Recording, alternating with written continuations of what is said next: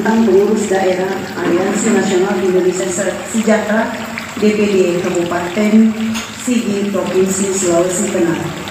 Dengan ini senantiasa mengharap ridha Allah Subhanahu wa Ta'ala, Dewan Pimpinan Pusat Aliansi Nasional Indonesia Sejahtera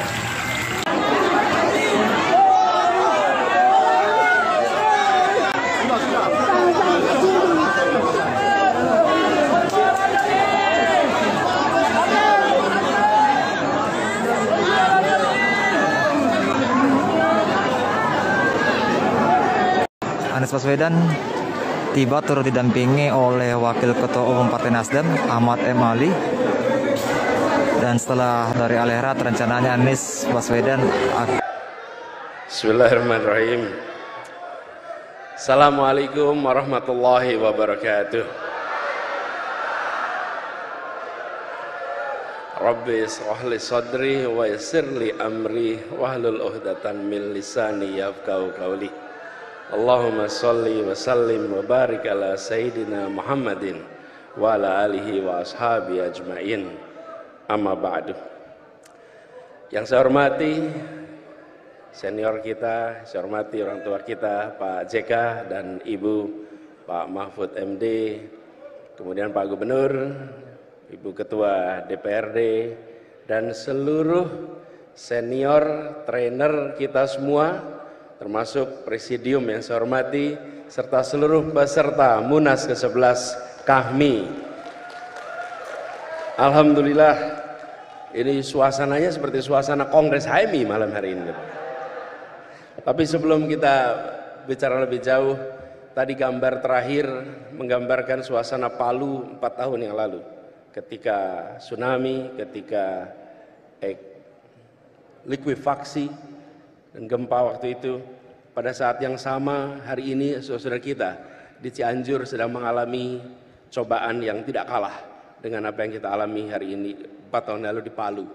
Karena itu izinkan saya mengajak kita semua, mari kita kirimkan Fatihah untuk saudara-saudara kita di Cianjur. Insya Allah mereka diberikan kekuatan bisa segera bangkit dari ujian yang berat ini. Al-Haidiniyah wal niyatin sholihah. Al-Fatihah.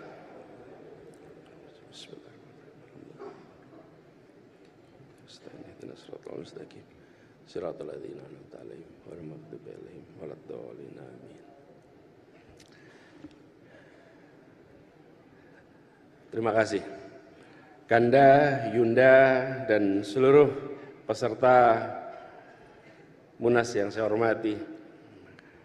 Meneruskan tadi yang disampaikan oleh Pak JK, Ketua Majelis Etik, ketika berbicara tentang HMI, KAHMI, lintas generasi, memang ada sebuah ikatan persaudaraan yang luar biasa kuat.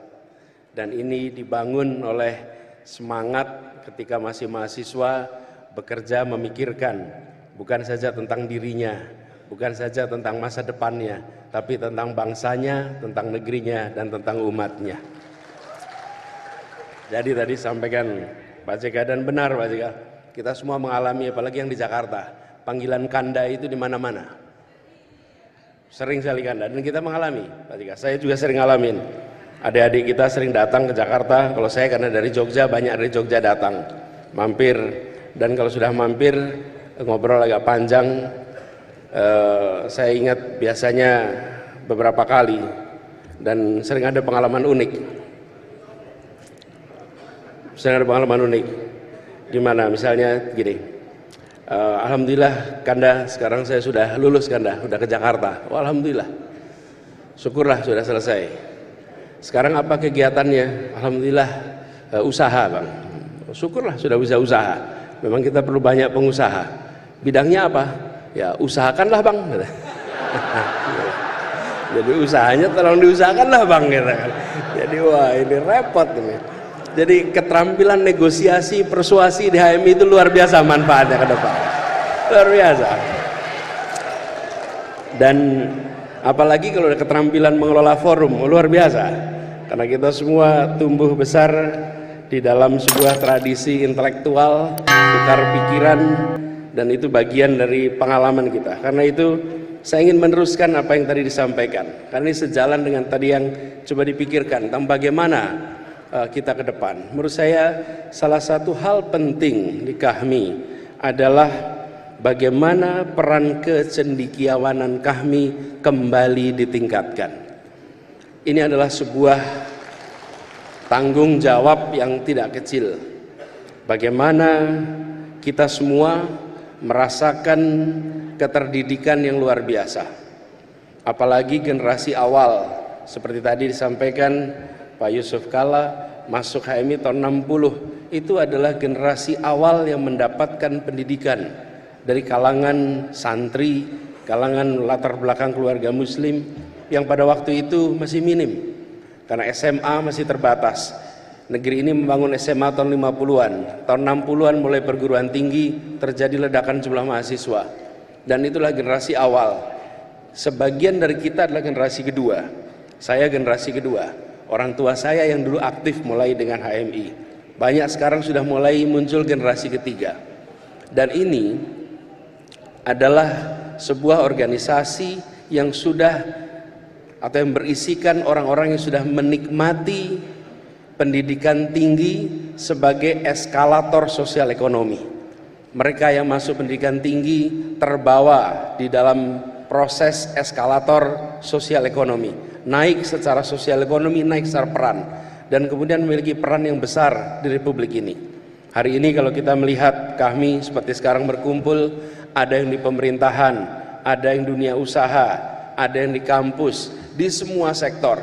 Dan barangkali tidak ada organisasi alumni gerakan mahasiswa yang memiliki jumlah doktor sebanyak KAHMI, yang memiliki jumlah profesor sebanyak KAHMI, yang memiliki pengusaha sebanyak KAHMI, yang juga memiliki birokrat sebanyak KAHMI, termasuk menteri sebanyak KAHMI. Nah, tinggal itu satu lagi nanti. Wapres sudah, tinggal berikutnya nanti ya. Nah, tapi artinya ini berkumpul mereka-mereka, kita semua yang sudah merasakan manfaat pendidikan tinggi, manfaat ilmu pengetahuan. Karena itu ke depan negara akan maju, bangsa akan maju kalau kita tengok dari berbagai tempat. Minimal 3 hal menjadi pegangan, dan ini bekal dari kita di KAHMI ini. 1, menempatkan ilmu pengetahuan sebagai radar, sebagai kompas di dalam merencanakan, di dalam melaksanakan, dan di dalam menerjemahkan rencana-rencana untuk memajukan bangsa menggunakan ilmu pengetahuan. Pengalaman pandemi kemarin benar-benar sebuah kiriman pesan bagi semua pemimpin politik di seluruh dunia, bagaimana dihadapkan pada situasi ketika tidak ada kompas apapun kecuali mengandalkan ilmu pengetahuan. Pemimpin politik yang tidak mengandalkan ilmu pengetahuan, dia akan terjerembab dalam pengurusan COVID kemarin. Pemimpin politik yang tidak mau menghormati ilmu pengetahuan akan keliru di dalam mengambil langkahnya. Dan itu terbukti di berbagai tempat di seluruh dunia, termasuk di Indonesia. Kami di Jakarta termasuk yang dari awal bilang, kita harus gunakan ilmu pengetahuan, kita harus dengarkan para ahli epidemiologi, dan kita harus transparan dalam semua urusannya. Jangan ada yang tutup-tutupi. Karena pengalaman pandemi kemarin memberikan pesan kepada semua yang berada di kepemimpinan. Percaya pada ilmu pengetahuan, percaya pada ilmuwan, dan yang kedua, bangun trust, kepercayaan. Dan ini mutlak diperlukan untuk perjalanan ke depan. Sebuah masyarakat dengan tingkat kepercayaan yang tinggi, otomatis transaction cost akan langsung turun. Biaya yang termuncul akibat aktivitas interaksi antar masyarakat langsung turun ketika trust itu tinggi. Dan trust nomor 1 adalah trust pada pemerintah, pada yang membawa arah kepemimpinan. Karena itu ke depan poin nomor 1 ilmu pengetahuan, dan di sini KAHMI berkumpul pribadi-pribadi yang memiliki bekal ilmu pengetahuan. Apalagi bila diteruskan ilmu pengetahuan yang diwujudkan dalam inovasi, pemanfaatan ilmu untuk terobosan-terobosan yang memberikan manfaat bagi masyarakat. Dan inovasi ini tidak terbatas kepada bidang yang terkait teknologi saja, tapi inovasi yang terkait dengan sosiologi, inovasi yang terkait dengan pemerintahan, inovasi yang terkait dengan public policy. Ruang inovasi itu dibuka besar dan di situ negara akan mengalami kemajuan. Poin nomor 1 adalah bagaimana ilmu pengetahuan itu digunakan. Akhir-akhir ini kita sering merasakan ilmu pengetahuan sering dianggap nomor 2, teori sering dianggap tidak penting, ilmu sering dianggap nomor sekian, yang penting hasil. Belum tentu. Kalau kita tidak menggunakan rumusan yang benar, hasilnya tentu tidak akan bisa benar. Itu pertama. Yang kedua, etos kerja. Tidak ada pilihan lain etos kerja. Kemauan untuk kerja keras, kemauan untuk kerja tuntas, dan kita menyaksikan bagaimana organisasi ini berisi orang-orang yang ulet, tangguh, sanggup bekerja keras. Kalau tidak berada di dalam posisi-posisi yang kita lihat sekarang. Bapak Ibu sekalian, teman-teman yang saya hormati, pada saat kita buka puasa di Jakarta, kami bikin acara buka puasa. Ketika buka puasa itu, lalu kita ada tuan rumah dari buka puasa itu. Para tuan rumah ini adalah pribadi-pribadi yang dibanggakan oleh kami. Di tempatnya Pak JK, tempat Pak Mahfud, tempat gantian ini kita semua. Mereka ini berada di dalam pusat-pusatnya Jakarta. Kenapa? Karena mereka pribadi-pribadi yang memiliki etos kerja yang luar biasa, kemauan kerja keras yang amat tinggi, dan organisasi ini mendidik itu semua.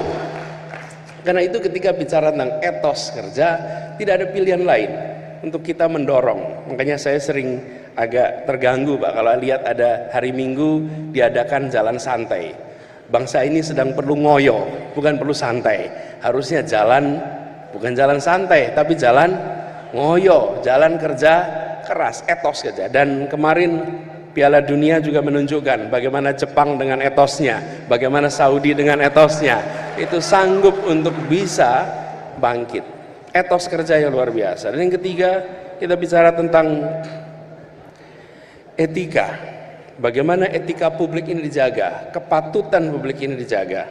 Etika ini bukan soal salah dan benar secara hukum, tapi patut dan tidak. Dan kita menyaksikan bangsa-bangsa yang maju, negara yang maju menjaga yang disebut sebagai kepatutan, etika di dalam masyarakat. Kami, HMI, memiliki stok pengalaman yang begitu banyak di dalam menjaga etika ini. Karena itulah kalau kita bicara tentang ke depan, tengok ke belakang. Tengoklah para pendiri Republik ini. Kalau kita menengok pendiri-pendiri Republik ini, rasanya seperti menengok jajaran Kahmi di masa itu. Waktu itu belum ada Kahmi, karena HMI baru ada tahun 47. Siapa mereka ini? Para alumni Jong Islamitan Bonn, para alumni berbagai organisasi. Mereka adalah pribadi yang satu, punya pondasi agama, pondasi Islam yang kuat. Yang kedua, mereka terbuka pemikirannya dengan gagasan-gagasan dari ilmu pengetahuan yang beredar di masanya. Mereka memiliki etos kerja yang luar biasa. Mereka tidak pernah jera, baru pun harus menghadapi tantangan kolonialisme yang luar biasa. Dan mereka menjaga etika publik dengan amat tinggi.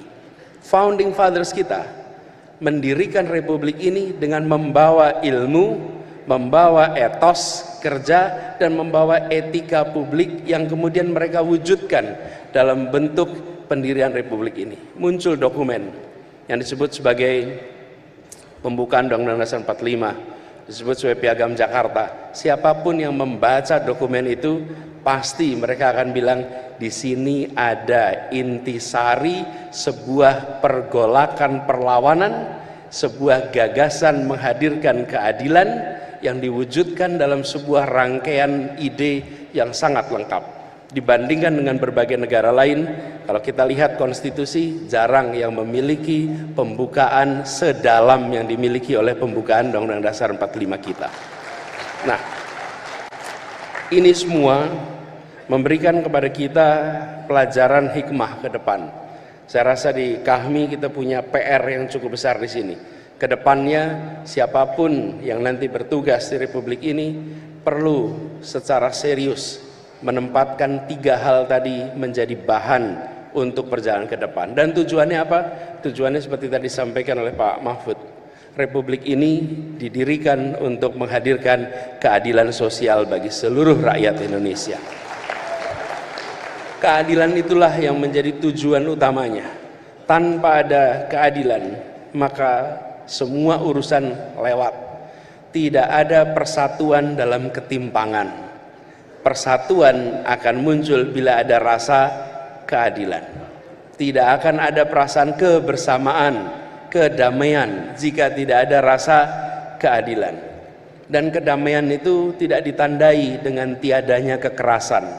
Kedamaian itu tidak ditandai dengan tiadanya konflik. Kedamaian itu ditandai dengan hadirnya rasa keadilan. Itulah yang akan bisa menghadirkan rasa kedamaian yang hakiki.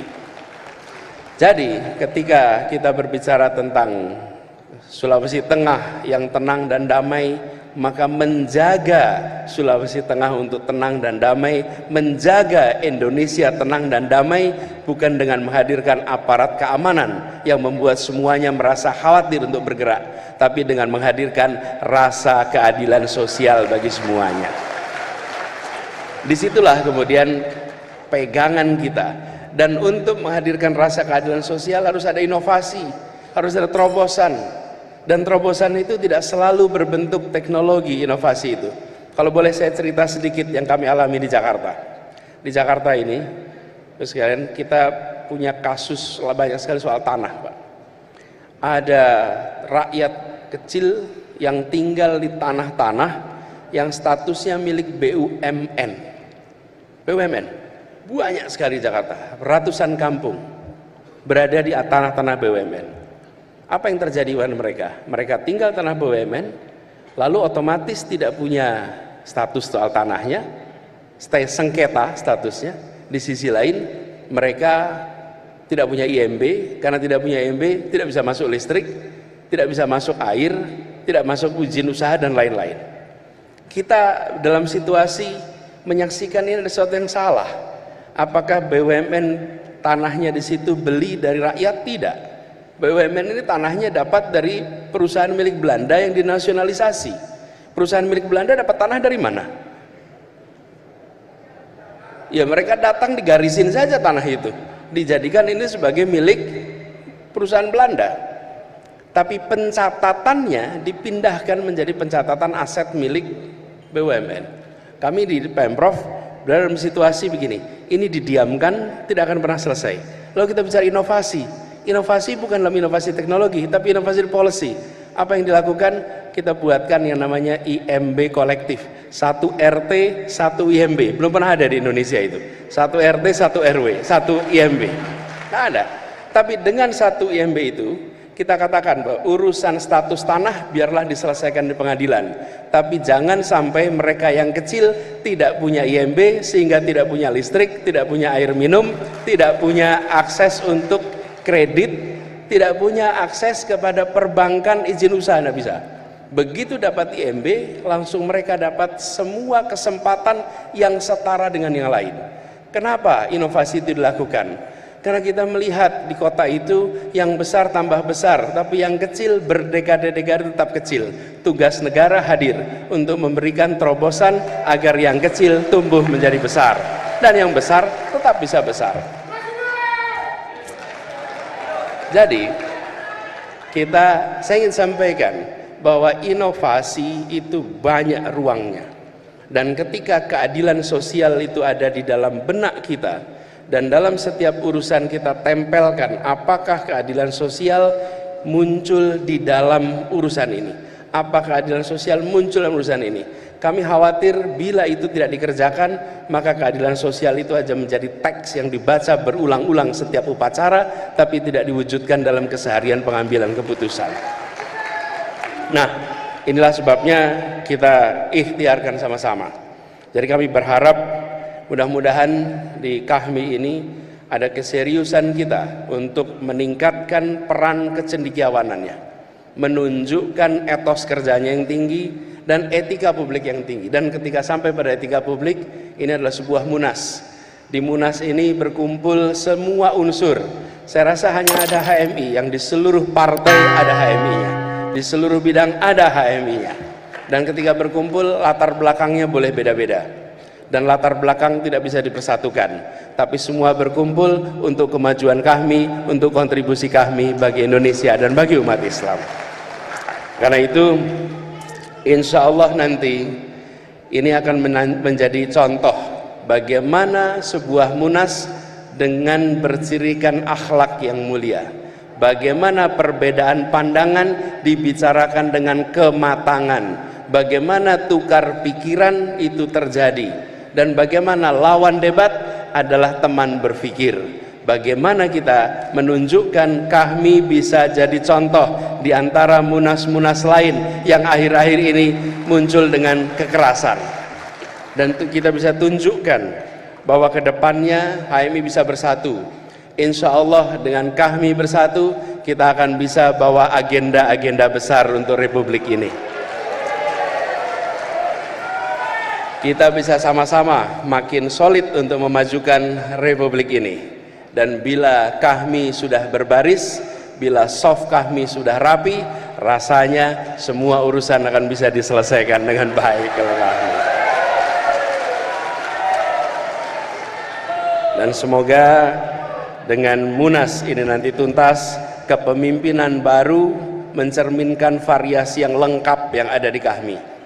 Variasi yang komplit, karena kami memiliki begitu banyak unsur perannya.